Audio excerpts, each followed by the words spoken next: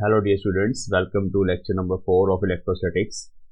Students, हम electrostatics का जो अभी टॉपिक कर रहे हैं, ये टॉपिक इलेक्ट्रिसिटी एंड मैग्नेटिज्म जो कि बीएससी फर्स्ट ईयर के स्टूडेंट्स के लिए सब्जेक्ट होता है, और ईएमटी जो कि बीटेक के स्टूडेंट्स के लिए बहुत इंपॉर्टेंट सब्जेक्ट है। इसके साथ साथ इलेक्ट्रोडायनेमिक्स जो कि एमएससी फिजिक्स में सब्जेक्ट की तरह होता है। तो बेसिकली ये इलेक्ट्रोस्टैटिक्स जो है ना, इन सारे सब्जेक्ट्स का बेस है, क्योंकि इलेक्ट्रोस्टैटिक्स में हम चार्जेस की स्टडी करते हैं, study of charges at rest. जब चार्जेस रेस्ट पे होते हैं, अब डिफरेंट डिस्ट्रीब्यूशन हो सकती हैं चार्जेस की, जो कि हम आजकल स्टडी कर रहे हैं। इससे लास्ट लेक्चर में, लेक्चर नंबर 3 में, हमने एक स्ट्रेट वायर की इलेक्ट्रिक फील्ड को फाइंड किया था at a point which is at perpendicular bisector, इसके साथ साथ उसकी एक्सियल लाइन पे और किसी आर्बिट्रेरी पॉइंट पे।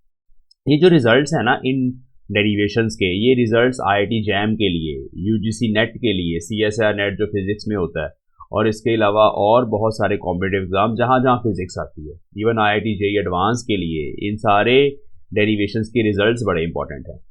एज ए डेरिवेशन ये बीएससी में यूनिवर्सिटी एग्जाम्स में पूछा जाता है, जो भी हमने लेक्चर नंबर 3 में किया था। बेसिकली कॉन्टिन्यूस चार्ज डिस्ट्रीब्यूशन की इलेक्ट्रिक फील्ड फाइंड कर रहे हैं। तो आज के इस लेक्चर में जो हम रिजल्ट्स ड्राइव करने वाले हैं, वो रिजल्ट्स हम 3 केसेस करेंगे। एक तो हम करने वाले हैं सर्कुलर आर्क, मतलब स्ट्रेट वायर को हम थोड़ा सा बेंड कर दें, एक स्मॉल एंगल थीटा बनाए, जैसे कि आपको अभी थंबनेल पे नजर आ रहा है। तो सर्कुलर आर्क की इलेक्ट्रिक फील्ड फाइंड करेंगे, ठीक है। उसके बाद हम डिस्क का केस करेंगे। डिस्क का केस, फाइनाइट सर्कुलर डिस्क है हमारा पॉइंट किसी डिस्टेंस पे है, फाइनाइट डिस्टेंस पे है फ्रॉम द डिस्क, और वहां पे हम इलेक्ट्रिक फील्ड फाइंड करने वाले हैं। ये जो डिस्क है, अगर हम पॉइंट ऑफ ऑब्जर्वेशन को डिस्क के बिल्कुल पास ले जाएं, जैसे ये मान लीजिए शीट है या डिस्क है, और हमारा ऑब्जर्वेशन पॉइंट दूर है, तो रिजल्ट डिफरेंट होता है। तब रिजल्ट एक्स पे डिपेंड करेगा। जब ये डिस्टेंस एक्स आर के रेडियस ऑफ डिस्क के कंपेरेबल है, तो फिर एक्स पे डिपेंड करेगा। बट अगर हम ऑब्जर्वेशन पॉइंट को डिस्क के बिल्कुल पास ले जाएं, तो फिर वहां से अगर हम उस शीट ऑफ चार्ज को देखें, तो वो इनफाइनाइट डायमेंशंस की नजर आती है। तब वो सेम रिजल्ट आप देखना आज की डेरिवेशन में, सेम रिजल्ट जो है वो इनफाइनाइट शीट की का रिजल्ट बन जाएगा। मतलब उस केस में हमारा result sigma by 2 epsilon not आता है, sigma is surface charge density. तो इस तरह से हम डिस्क का केस करेंगे, उसमें सर्कुलर डिस्क भी आ जाएगा, और उसके साथ साथ फाइनाइट डिस्क के साथ साथ इनफाइनाइट शीट भी आ जाएगा, सिग्मा बाय 2 एप्सिलॉन नॉट। और लास्ट में हम हेमिस्फीयर की प्रॉब्लम करेंगे। अब ये जो हेमिस्फीयर की प्रॉब्लम है, इसके रिजल्ट्स आईआईटी जैम में, आईआईटी जेईई एडवांस में और एमएससी फिजिक्स में डेरिवेशन भी आ जाती है। इवन इसके साथ साथ आप करें बीएससी में भी एज ए डेरिवेशन ये पूछा जाता है। तो सारे टॉपिक्स और सारी डेरिवेशंस विद रिजल्ट्स बहुत ज़्यादा इंपॉर्टेंट हैं। अभी इस लेक्चर में हम डराइव करेंगे रिजल्ट्स को, और आने वाले क्लासेस में मैं इनके रिजल्ट्स को यूज़ करके आपको न्यूमेरिकल प्रॉब्लम्स का भी एक लेक्चर अपलोड करूँगा।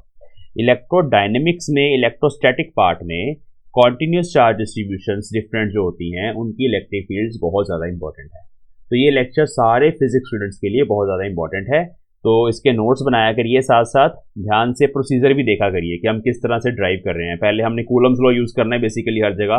तो पहले हम स्मॉल चार्ज कंसिडर करते हैं, एलिमेंट्री चार्ज की स्मॉल इलेक्ट्रिक फील्ड उस पॉइंट पे लिखते हैं, ऑब्जर्वेशन पॉइंट पे, और फिर हम उसको इंटीग्रेट करते हैं। तो इंटीग्रेट करने के बाद हम फाइनल रिजल्ट पे पहुंचते हैं। तो चलिए आज का लेक्चर स्टार्ट करते हैं, ठीक है। Let's start. तो लास्ट लेक्चर में हमने स्ट्रेट वायर की इलेक्ट्रिक फील्ड को फाइंड किया था। उसके कुछ एक्सप्रेशंस हमने देखे। हमने एक्सियल लाइन पे देखी इलेक्ट्रिक फील्ड, उसकी इक्वेटोरियल लाइन पे, मतलब मिड पॉइंट से जो लाइन निकल रही है और वायर के परपेंडिकुलर है, वहां पे देखा कि क्या एक्सप्रेशन है, और फिर आर्बिट्रेरी पॉइंट पे देखा। आर्बिट्रेरी पॉइंट पे इलेक्ट्रिक फील्ड के 2 कंपोनेंट्स होते हैं, अदरवाइज इलेक्ट्रिक फील्ड का सिंगल कंपोनेंट होता है। अभी हम ये भी देख लेते हैं कि अगर हमारे पास वायर इस तरह की है, ऐसे बेंड करी हुई है, इसको हम सर्कुलर आर्क बोलेंगे। इसके ऊपर पॉजिटिव चार्ज है सर्कुलर आर्क के ऊपर, और लेट अस सपोज इसकी लेंथ भी एल है, स्मॉल लेंथ एल ले लेते हैं, ठीक है। तो हमें इसकी इलेक्ट्रिक फील्ड किसी पॉइंट पर, इस आर के सेंटर पर, ऐसे बोलते हैं, आर के सेंटर पे फाइंड करनी है। This is point P, observation point. लिखने की जरूरत नहीं है, चलो। Let us suppose the radius of this circular arc is capital are, ठीक है। तो दोनों तरफ बना देते हैं। अब जब भी आपको इलेक्ट्रिक फील्ड लिखनी होती है, पहले हमें स्मॉल एलिमेंट्री चार्ज कंसिडर करना होता है। तो लेट अस सपोज ये स्मॉल एलिमेंट्री चार्ज है, इसको हम डी क्यू बोल देते हैं। इसकी लेंथ वैसे ही डीएल माननी होती है। ये मान लेते हैं इस आर्क का मिड पॉइंट है, मिड पॉइंट से इस तरह से एक लाइन लगा दी मैंने, और लेट अस सपोज कि अल्फा एंगल के ऊपर, यहां से अल्फा एंगल के ऊपर, इस मिड पॉइंट वाली लाइन से अल्फा एंगल के ऊपर ये चार्ज मैंने माना है, मतलब ये वाला जो एंगल है let us suppose that is alpha. Total angle जो है उसको हम थीटा मान लेते हैं, टोटल एंगल इज थीटा। तो अल्फा एंगल पर जो इलेक्ट्रिक फील्ड है उसको अभी हम लिखने वाले हैं कितनी होगी। तो सिंपल सी बात है, electric field at centre of circular arc, ठीक है, ये हमें करना है।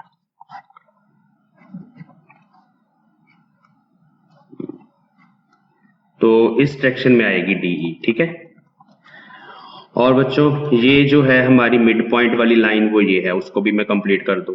ये एंगल अल्फा है तो ये एंगल भी अल्फा होगा। तो डीई के दो कंपोनेंट्स आएंगे, इस तरफ आ जाएगा डीई कॉस अल्फा, और इससे परपेंडिकुलर इस डायरेक्शन में चला जाएगा छोटा सा कंपोनेंट डीई साइन अल्फा, ठीक है। ऐसे ही अगर मैं बिल्कुल सेम एंगल पर उसके ऑपोजिट ये डीक्यू चार्ज कंसिडर करता सेम एंगल अल्फा पर, तो भी उसके दो कंपोनेंट होते डीई के, जैसे मैंने बताया ये भी एंगल अल्फा ही होता, इधर आ जाता डीई साइन अल्फा जो कट जाते आपस में, और डीई कॉस अल्फा इसमें ऐड हो जाता। तो इतना सा पहले हमें देखना होता है रिजल्ट, मतलब जो नेट इलेक्ट्रिक फील्ड होगी E that will be integration of dE cos alpha, simple. तो that will be equal to integration of K dq divided by capital R square, because the distance is equal to radius capital R square cos alpha। इसको हम लिख लेते हैं k lambda dl, मैंने dl length मानी हुई है, तो as you know lambda is linear charge density, charge per unit length, तो ये मैंने dq को लैम्डा dl पुट कर दिया, lambda dl divide by r square into cos alpha, ठीक है। इसकी हमें इंटीग्रेशन करनी है बच्चों। अब हम यहाँ पर angle is equal to arc by radius का कॉन्सेप्ट यूज करेंगे, using angle is let us suppose d alpha angle कौन सा है, छोटा सा। यहाँ पे अगर मैं इसको ऐसे यहाँ पे नीचे ज्वाइन करूँ ना, तो जितनी मैंने ये स्मॉल लेंथ मानी है डीएल, वो स्मॉल लेंथ डीएल छोटी आर्क जो है वो यहाँ पे जितना छोटा सा एंगल बना रही है डी अल्फा, मैं बना नहीं रहा उसको, but you can imagine that small angle d alpha is equal to arc है डीएल डिवाइड बाय रेडियस। तो angle is equal to arc by radius का कॉन्सेप्ट लगा के वहां से हम डीएल लिख लेंगे आर टाइम्स डी अल्फा। तो dl is r times d alpha, उसको हम यहाँ पे सब्स्टिट्यूट कर देंगे, तो सारा देखना एक्सप्रेशन अल्फा में चला जाएगा, अल्फा इज एंगल में चला जाएगा। यहाँ पे अभी दो वेरिएबल्स हैं, ऐसा क्यों किया है, क्योंकि डीएल भी वेरिएबल है और अल्फा एंगल भी वेरिएबल है। जब आप इसको इंटीग्रेट करेंगे तो दोनों चीजें वेरी करेंगी, तो हमें एक सिंगल वेरिएबल में लेके जाना होता है इंटीग्रेशन को। तो इसलिए इलेक्ट्रिक फील्ड इज के लैम्डा बाय आर स्क्वायर, तो वैसे ही बाहर आ जाएगा डीएल की जगह आर डी अल्फा, मैं पीछे लिख लेता हूं r cos alpha d alpha, तो एक आर ये भी कट गया, ठीक है। बहुत आसान है, कॉस अल्फा डी अल्फा की इंटीग्रेशन करनी है।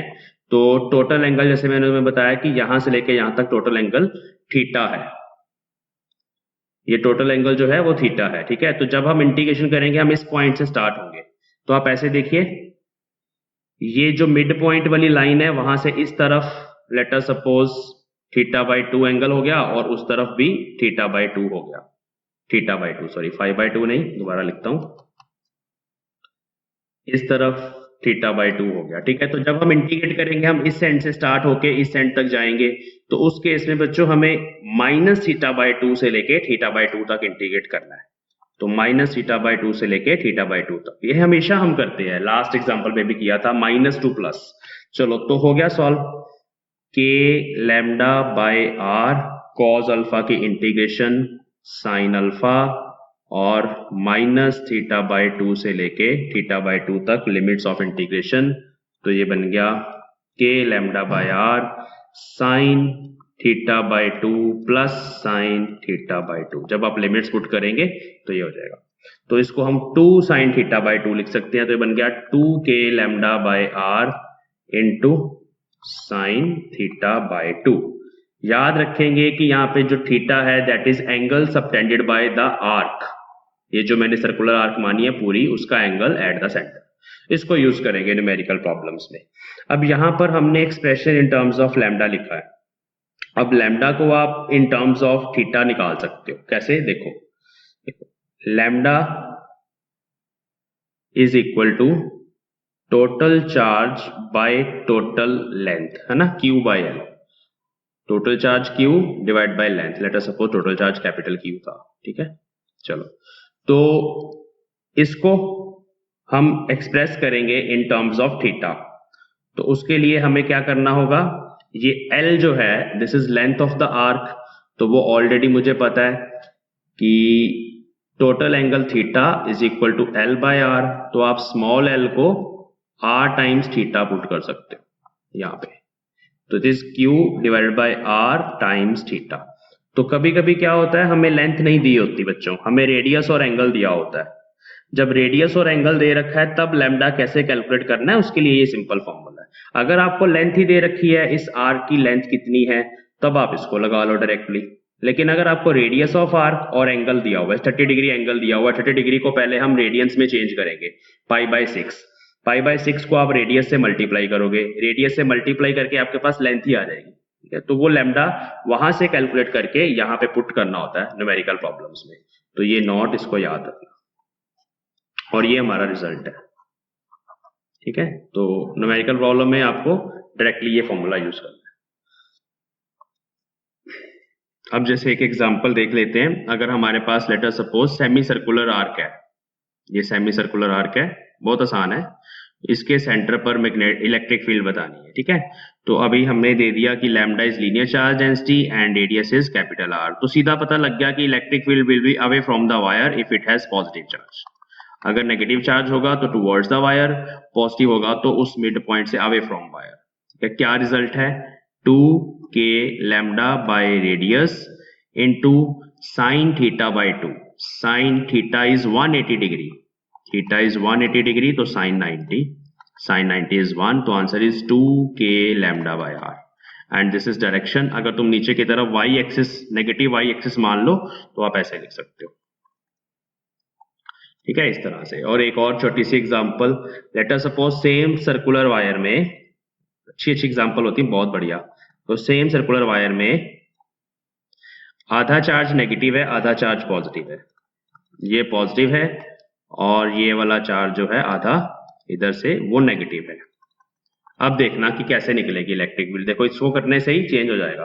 पहले हम पॉजिटिव की इलेक्ट्रिक फील्ड लिखेंगे इस पॉइंट पे, तो उसके लिए आपको ये मिड पॉइंट से एक लाइन इमेजिन करनी है और इस तरफ आएगी उसकी इलेक्ट्रिक फील्ड ऐसे अवे फ्रॉम द चार्ज। कितने एंगल पे जाएगी, total angle 45, total angle 90 degree है ना, तो ये 45 डिग्री पे जाएगी। तो ये इलेक्ट्रिक फील्ड है, उसका एक्सप्रेशन उसको हम E1 बोल देते हैं, E1 लिख लेते हैं पहले। तो वो आएगी वही 2k lambda by r sign theta by 2। Sign theta ये है पूरा थीटा 90 डिग्री, उसको हाफ से किया तो 45, साइन 45 आएगा यहाँ पे। साइन 45 इज 1/√2, तो 1/√2 का फैक्टर आ गया। तो this is one electric field और ये इसकी डायरेक्शन है। और दूसरी इलेक्ट्रिक फील्ड नेगेटिव चार्ज की, मैग्नीट्यूड सेम ही होगा क्योंकि सब कुछ सेम है, लेकिन डायरेक्शन किधर जाएगी, this is line joining the mid point and the observation point. तो अब इस केस में electric field will be towards the negative charge like this, है ना, नेगेटिव की उसकी तरफ बनानी है। ये E2 वेक्टर है। तो E2 का मैग्नीट्यूड सेम ही आएगा बच्चों, 2k लैम्डा बाय r, क्योंकि ये भी 45 डिग्री ही हाफ एंगल बनेगा ना, 1/√2, बट डायरेक्शंस का चक्कर है। अब आप इसका रिजल्टेंट कैसे निकालेंगे, रिजल्टेंट निकालने के लिए आप या तो दोनों वेक्टर्स 90 डिग्री पे आ गए, आपको पता है, तो दोनों का रिजल्टेंट मैग्नीट्यूड देगा आपको। अगर आप इन terms of i cap, j cap, k cap लिखना चाहते हैं रिजल्ट्स, तो रिजॉल्व करके लिखा जाता है। कैसे, ये देख लो, मैं एक क्वेश्चन करवा ही देता हूं आपको, देख लो। अगर मान लो इधर आपने x एक्सिस माना हुआ है, इधर y एक्सिस माना हुआ है, यहाँ वेक्टर्स की नॉलेज लगेगी अब सारी। तो सीधी सी बात है कि इस E1 वेक्टर के दो कंपोनेंट आएंगे, एक नीचे आ जाएगा which will be E1 cos 45 और एक इधर चला जाएगा E1 sin 45। ऐसे ही E2 के भी दो कंपोनेंट्स आएंगे, जो एक इधर आ जाएगा, वो आ जाएगा E1 चाहे साइन लिखो चाहे कॉस लिखो, कोई चक्कर नहीं है, बट अगर आप ये एंगल इसके साथ मान रहे हो 45, तो कॉस लिख लो, चलो साइन लिख लो, क्योंकि 45 पे वैल्यू तो सेम होती है। दूसरा इधर चला गया E2 cos 45, तो cos 45 E2 cos E1 cos 45 दोनों कैंसिल हो जाएंगे वेक्टर, क्यों? दोनों का मैग्नीट्यूड बराबर है, तो दोनों कैंसिल हो जाएंगे। Net electric field x axis के अलॉन्ग है, और वो कितनी है? ई नेट में लिख रहा हूं यहाँ पे, ई नेट है E1 sin 45 आई कैप, क्योंकि उसकी डायरेक्शन एक्स एक्सिस वाली है, प्लस E2 sin 45 आई कैप, दोबारा आई कैप ही आएगा, क्योंकि दोनों की डायरेक्शन सेम है, दोनों एक्स एक्सिस की तरफ है ना। तो हो गया सॉल्व, दोनों ही अगर, तो 2E1, E1 भी यहाँ पुट कर देते हैं, यहाँ से मैग्नीट्यूड उठा के पुट कर देते हैं, 2k lambda by r into 1/√2, ये पूरा E1 आ गया, और साथ में 45 साइन 45 की वैल्यू भी आएगी, दैट इज ऑल्सो 1/√2, साथ में आएगा आई कैप। 2 कैसे आया? दोनों को ऐड करके, ये साइन 45 की वैल्यू, ये सारी E1 की वैल्यू। अब इसको सिंप्लीफाई कर लो तो ये कट गया सब कुछ, तो answer is 2k lambda by r I cap. तो इस तरह की प्रॉब्लम्स नेट के एग्जाम्स में आ जाती हैं, CS या नेट में ऐसे क्वेश्चन आ जाते हैं, ठीक है। 4 ऑप्शन दे रखे होते हैं, वहां पर बताना होता है कि कौन सा सही वाला ऑप्शन है। हाँ जी बच्चों, तो नेक्स्ट हमारी प्रॉब्लम है, हम यूनिफॉर्म चार्ज डिस्ट्रीब्यूशन सॉल्व करेंगे, और जो चार्ज डिस्ट्रीब्यूशन है that is a uniformly charged circular disc. तो लेट अस सपोज हमारे पास एक सर्कुलर डिस्क है लाइक दिस, ये इसका सेंटर है, this is a x axis, और ये डिस्क पड़ी हुई है YZ प्लेन में, ये Y एक्सिस हो गया और ये Z एक्सिस हो गया। इसके ऊपर पॉजिटिव चार्ज है डिस्क के ऊपर, ठीक है, and sigma is surface charge density, surface charge density, ठीक है, which is what? It is charge per unit area. अगर हम इस पूरे डिस्क के लिए देखेंगे तो total charge divided by area of the disc, ये इसका फॉर्मूला बनेगा, ठीक है। अब यहाँ पे R जो है that is radius of disc, हमें यहाँ पर एक्सिस पे कोई पॉइंट लेना है, लेट अस सपोज पॉइंट P है, यहाँ पे हमें इस डिस्क की इलेक्ट्रिक फील्ड फाइंड करनी है। तो हमारे पास ऑलरेडी एक रिजल्ट है, रिंग की electric field at a point on its axis, वो हम ऑलरेडी फाइंड कर चुके हैं with the help of Coulomb's law. तो हम यहाँ पर पहले एक एलिमेंट्री रिंग यहाँ पे कंसिडर करेंगे लाइक दिस, ये इनर रेडियस इसकी स्मॉल y है, मैं यहाँ लिख देता हूँ स्मॉल y, और इसकी कुछ थिकनेस भी है रिंग की, it is a very small elementary ring considered on the disc. तो ये इसकी मैं जिन्हें शेडिंग कर दी ना, ये इसकी थिकनेस है, तो दैट इज dy, यहाँ से लेके यहाँ तक ये जो डिस्टेंस है, थिकनेस जो है उसकी, दैट इज dy। सामने से देखेंगे तो इस तरह से, मान ले मैं थोड़ी मोटी करके बना के दिखाता हूँ आपको, इस तरह की ये रिंग है सामने से, तो y इसकी इनर रेडियस है और dy इज थिकनेस, ठीक है। Now what is the charge on this small elementary ring, हमें वो चार्ज फाइंड करना है कि वो कितना है। Let us suppose the charge is dq, ठीक है, charge dq will be equal to sigma times area, because sigma is dq by dA, ये हमारे पास बेसिक रिलेशन होती है। For a uniform charge distribution the surface charge density sigma is equal to small charge per unit area, and it is also equal to total charge upon total area. अगर uniform charge distribution है ना, तो ये relation हम लिख सकते हैं। Now what is dA? dA is small elementary area of this ring, ठीक है। तो एरिया निकालना है तो इट विल बी लेंथ होगी इसकी 2πy, सरकमफ्रेंस है ना, अंदर वाली length into breadth is this thickness, ठीक है, तो dy से मल्टीप्लाई कर दिया, this is small elementary charge dq। Now according to Coulomb's law the electric field at P due to elementary ring having charge dq is electric field vector, small electric field vector is equal to k into dq into x. What is x? X is the distance of observation point from the center of ring, और ये distance भी चाहिए होगा हमें when we write तो ये हो जाएगा under root y square plus x square, but हमारे पास डायरेक्ट रिजल्ट है, और डायरेक्ट रिजल्ट है k d q into x divided by x square plus y square raise to power 3/2 and its direction is along x axis, तो वो direction भी हम लिख सकते हैं एक्स कैप। ठीक है, तो this is a small electric field due to ring.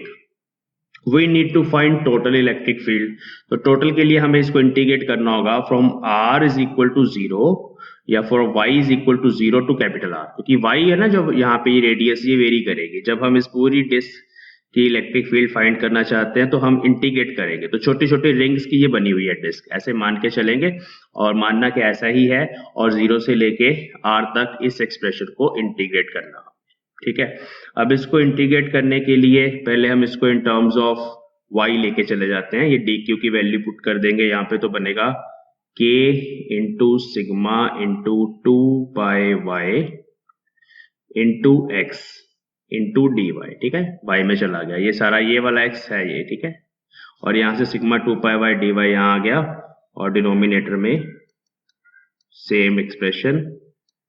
ठीक है, डायरेक्शन बार बार नहीं लिखते, एक बार लिख लेते हैं, बार बार नहीं लिखेंगे आगे जाके। Now the magnitude of total electric field will be integration of dE from 0 to r. Now when we integrate this, what are the constant factors? k, sigma, 2 pi, ये सब कांस्टेंट्स हैं, x भी कांस्टेंट है, x ये वाला distance है यहाँ से लेके यहाँ तक। तो जब आप ऐसे इंटीग्रेट करोगे ऊपर जाओगे x नहीं वेरी करेगा, ये डिस्टेंस o से p तक सेम रहेगा, तो x भी कांस्टेंट है, वो इंटीग्रेशन से बाहर आ गया। अंदर बचा सिर्फ और सिर्फ y dy, और डिनोमिनेटर में बचा x square plus y square power 3/2। सिर्फ मैग्नीट्यूड लिख रहा हूं मैं, डायरेक्शन एक्स एक्सिस वाली है वो हमें पता है। इसको हमें सॉल्व करना है। इसको सॉल्व करने के लिए हम यही सेम ट्रायंगल यूज करते हैं बच्चों, यहाँ पे सब्स्टिट्यूशन लगाते हैं।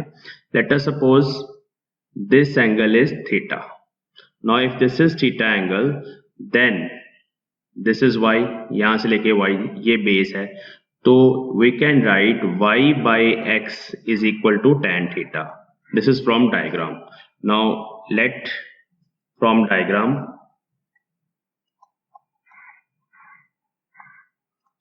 y is equal to x tan theta. हमें dy चाहिए, इन टर्म्स ऑफ थीटा ले जाएंगे, that will be x constant tan theta secant square theta d theta. तो ये वाली जो वैल्यू है इसको dy और y की जगह हमें सब्स्टिट्यूट करना है, डिनोमिनेटर में भी और ऊपर भी। तो उसको करते हैं।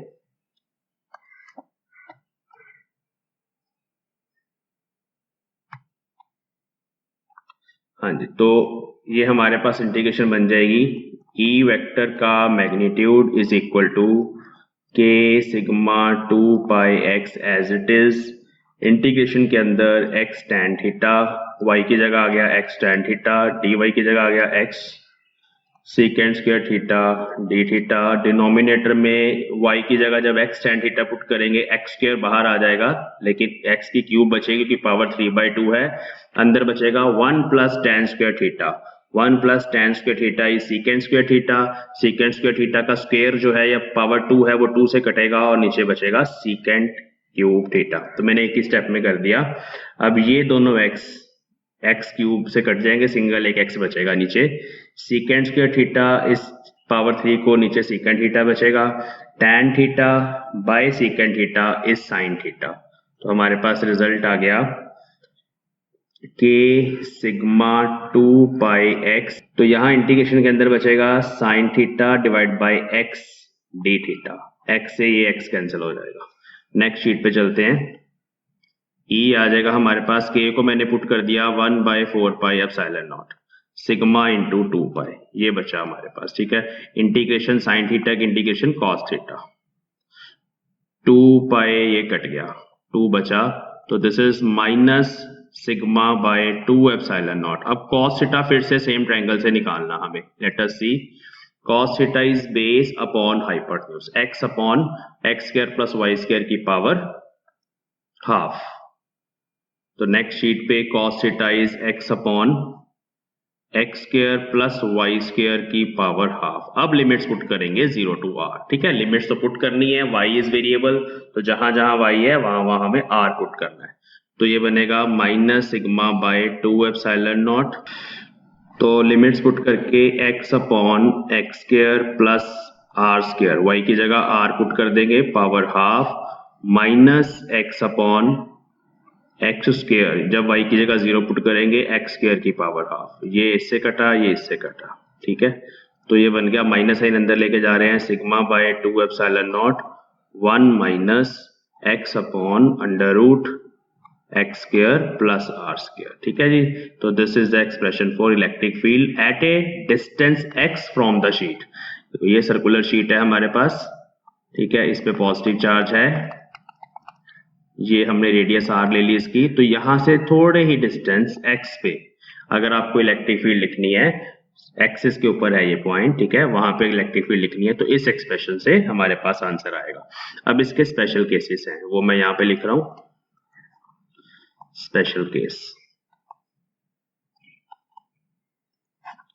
देखिए, पहला स्पेशल केस है, अगर ये डिस्टेंस, ये जो पॉइंट x है, इस शीट के बिल्कुल पास ले जाएं, x को बिल्कुल इसके पास ले जाएं। ठीक है, तो इफ x अप्रोचेस टू 0, अगर पॉइंट को शीट के पास ले जाएं, तो उस केस में ना अगर आप बहुत पास से शीट को देखोगे तो बहुत बड़ी नजर आएगी, बहुत बड़ी मतलब इनफाइनाइट नजर आएगी।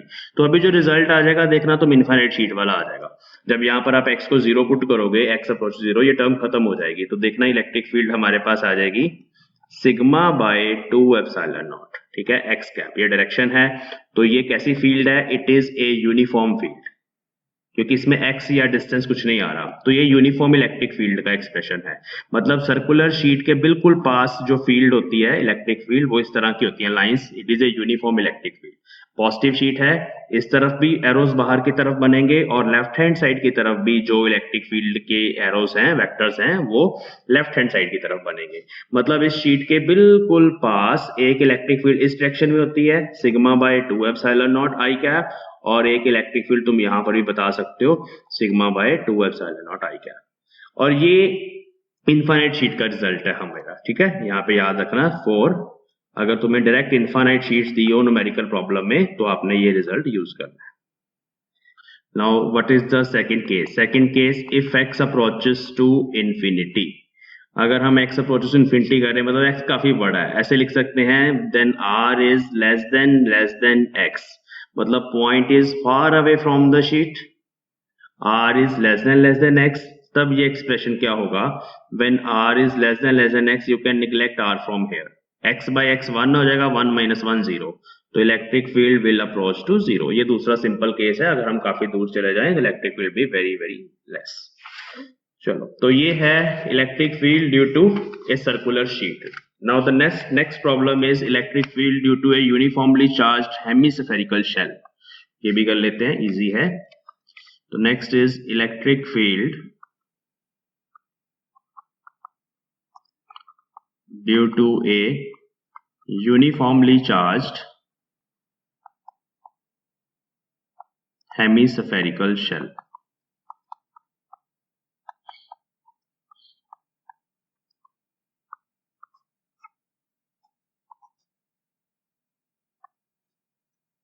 देखिए, इस तरह की हेमिस्फेरिकल शेल होती है।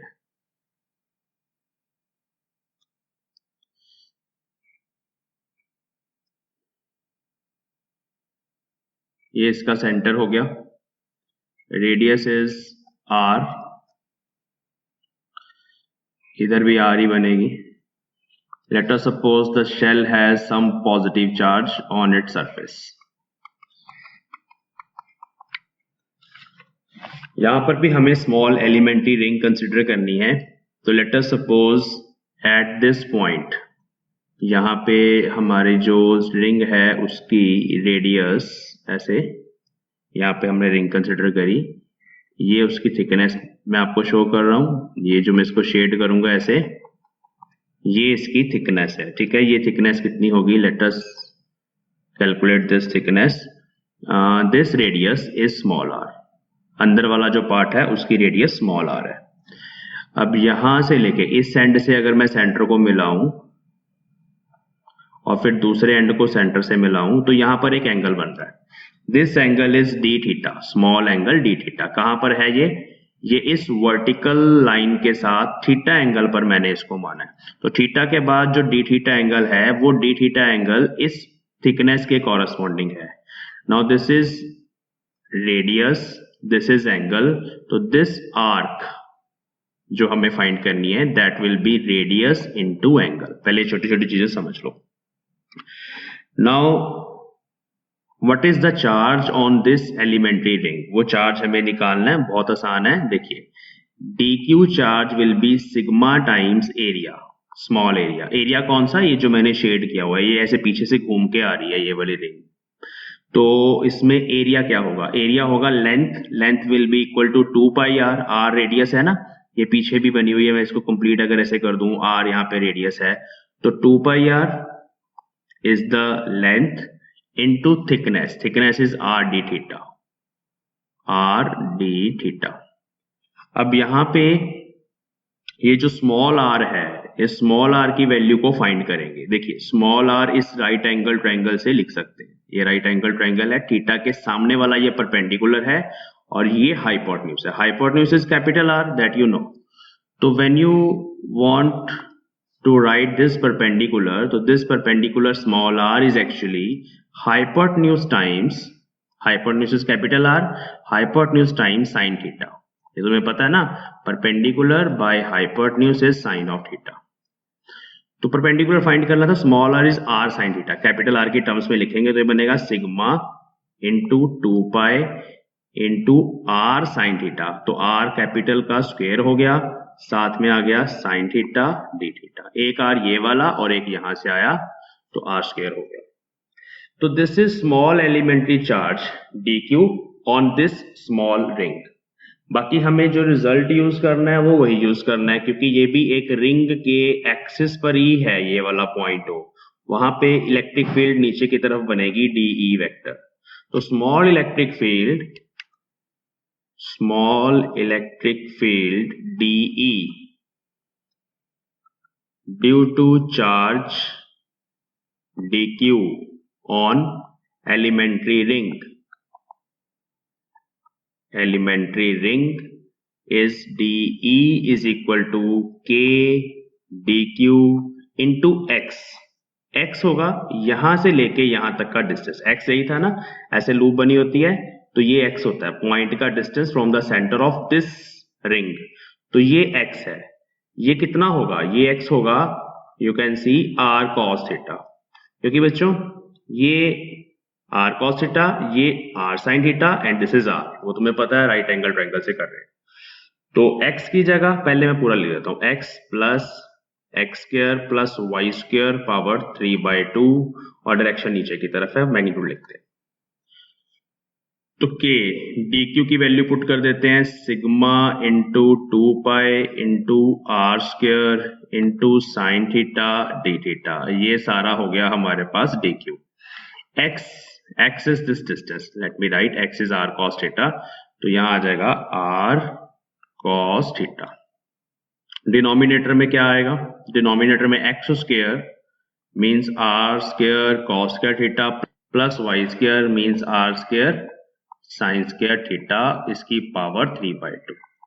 देखिए ये y है बच्चे इस ट्रायंगल में, ठीक है, ये y होता है, y इस रिंग में ये होता है. तो ठीक है, ये फॉर्मूले में y है. तो अब इसको सिंपलीफाई करेंगे, थोड़ा सा आसान है, कुछ भी नहीं है, देखना एक ही स्टेप में हो जाना. k भी पुट कर देते हैं, 1/4 pi epsilon naught into sigma into 2 pi into R cube sine theta cos theta D theta. Denominator में sine square theta plus cos square theta is 1, R square 2 से 2 कटा, आर क्यूब से cut गया. बाकी solve कर लेंगे. ये 2 पाई यहां कट गया, 2 बचा, तो बच गया सिग्मा बाय 2 एप्सिलॉन नॉट. अब साइन थीटा कॉस थीटा को साइन 2 थीटा बनाएंगे हम, साइन 2 थीटा. तो एक 2 और आएगा नीचे, 2 से मल्टीप्लाई किया, 2 से डिवाइड किया, वो 2 नीचे आ गया एक और. साथ में डी थीटा। तो this is small electric field in terms of theta. तो total electric field E is equal to integration of this factor sigma by 4 epsilon naught integration of sin 2 theta d theta. Now what are the limits of integration? देखिए, तो 0 to pi by 2, sigma by 4 pi, फिर pi आ गया, sigma by 4 epsilon naught, sigma by 4 epsilon naught sine 2 theta की integration minus cos 2 theta by 2 limit 0 to pi by 2. तो this is minus sigma by 8 epsilon naught. Now what is cos pi by 2 put करेंगे ना जब यहां पे, तो cos pi बचेगा, minus cos 0, cos pi is -1, this is also 1. तो ये आ गया answer sigma by 4 epsilon not.